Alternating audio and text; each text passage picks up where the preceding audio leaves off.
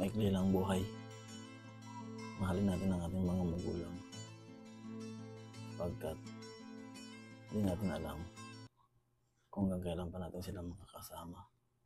Kahapon ay nilimot mo pati ang iyong masamang bisyo. Laking pasalamat ng magulang mo. Ikaw nga ay tuluyang nagbago, natagpuan ang sarili, galaw ng